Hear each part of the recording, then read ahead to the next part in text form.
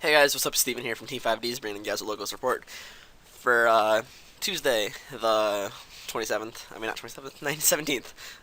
Um, so basically, guys, this picture, you guys are probably saying, what does this have to do with the locals? Well, today I traded my Brionic for all of this stuff, plus more.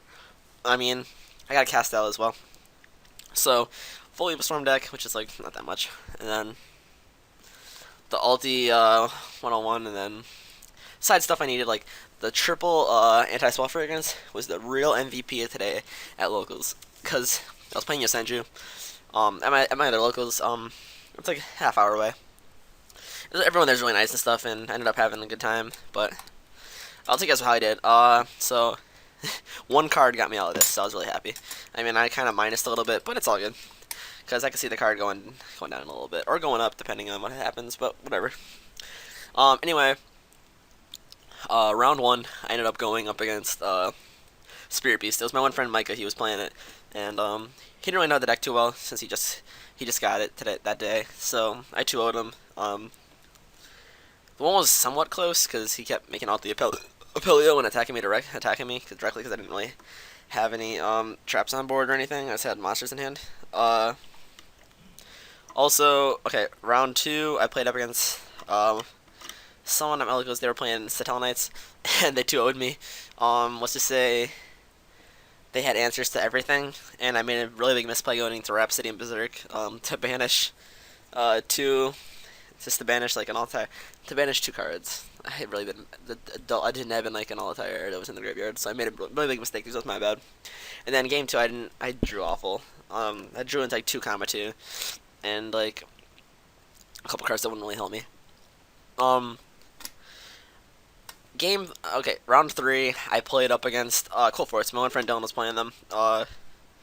He's a really skilled player, and I ended up just like 2-0ing him because game one he bricked pretty hard, and then I kind of just like screwed up a whole bunch of his plays with comma one bouncing shit back, and then Chidori top decking things for him. So it was really good for me. Game two, anti-spell fragrance is a card, so that's exactly what happened. Was that anti-spell fragrance that it carried me through that? Because I only started in 3 cards. Anti-spell fragrances where they were I don't know. I'm not sure if I still want to run Divine Wind and Mist Valley. I kind of want another of the Pendulum guy that I added in the most recent deck profile, the Debak. I played up against Cold Force. Had a pretty good matchup. The play that really gave me game against him was game two. Uh, he had like a carrier with double double sacrifice equipped to it, and I ended up just uh, making combo one bounce back one of the sacrifices. Having Debak make all my guys every time they attack gain 300, and then I ended up using the Yosen Shrine to do that. So I ended up doing like like 1200 damage to him that turn, just for the fact that I attacked directly with comma 2. Then I searched for like the counter trap, and then I ended up like doing 100 just attacking with like comma 2. I mean comma 3 over his card or whatever. Anyway, after that, on his turn, I activate anti-spell fragrance, so he would have to set the card first, and then I did the same thing next turn where I bounced back his sacrifice, and then I just proceeded to like OTK him because of that. Um, game three, I mean not game three. Round four, I played up against Shadalls. I 2-0'd them. Game one, I should have probably activated my stuff before I should have activated my stuff in like his standby phase because I know he's gonna have something like Denko, which he did Denko me, but he didn't take me down too much. He got me down to like 1200. I had 1200 left. Instead of attacking for damage, he set like a Falco, and when he set Falco,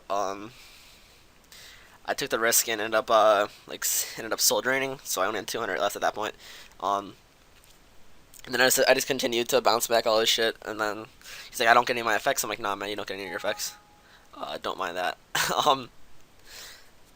So that was that, and then game two, macro was a thing, and I ended up banishing almost everything he had. At one point, at one point, the at one point he had, I don't know, for some reason he went main phase two, he went into honor arc, and I was like, okay, and he had an honor arc, a construct, and a set falco. So I top deck Snatch Steal. I go for Snatch Steal. I take his honor arc with two materials, two XYZ materials. I detached, take control of construct. He chains like enemy controller, distributes his construct and stuff, but he doesn't get an effect because macro was up. So I'm like, yeah. And then ended up like just like macro just ended up winning me that game.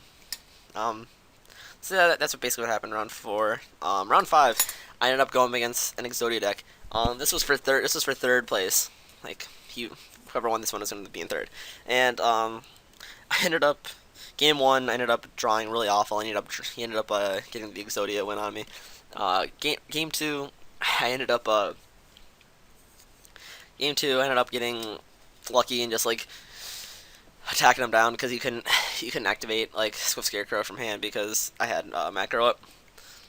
Um, and then basically game three ended up my back row game three.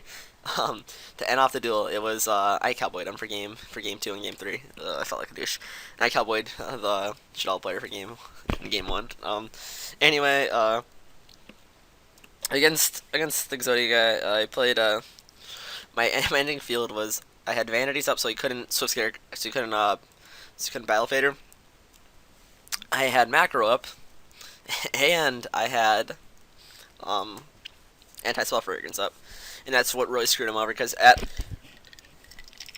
in the last time, like the last duel or whatever, he was like the last duel he went the normal, he went to use like upstart, and I'm like, oh, you can't, man, because he's like, oh shit, I forgot, and then he was like, okay, you got like he didn't give up yet then, but he proceeded to like pass turn, ended up doing just enough damage. I ended up having him at like 800 at that point, at 500, and then I'm just like, okay, my turn. He's like, yep. And I just on my like draw phase, I didn't have like a Yosendra on the field, so I couldn't like negate with uh, Yosendra's secret move. And I'm just like, okay, that sucks. He goes for Threatening Roar, and I'm just like, oh wait, I have two Yosendras in hand. Normal summon, overlay Cowboy, bang bang, win. So I had a good time. I ended up coming in third. I was like a 22 person locals, so I had a good time. I really did. So Yosendras are doing really well for me. The side deck I have pretty much to a T. I just need some Shadow Mirrors and I'll be set. But other than that, I mean, like I figured out the worst matchups are like really trap heavy decks. Sorry about that.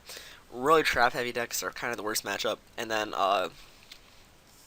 as well as decks to play Denko because you run a lot of back row. So that's just my build. I mean, a couple other people's builds. I don't know. I feel like my build's one of the better builds you could find out there, just because I don't mean it's like really pretentious and really like full of myself, but I just feel like it is because it's really consistent and stuff. And I ended up getting one guy to switch over to build Yosenju's that night, today, and I was really happy about that because I got another Yosenju player, and I did pretty good.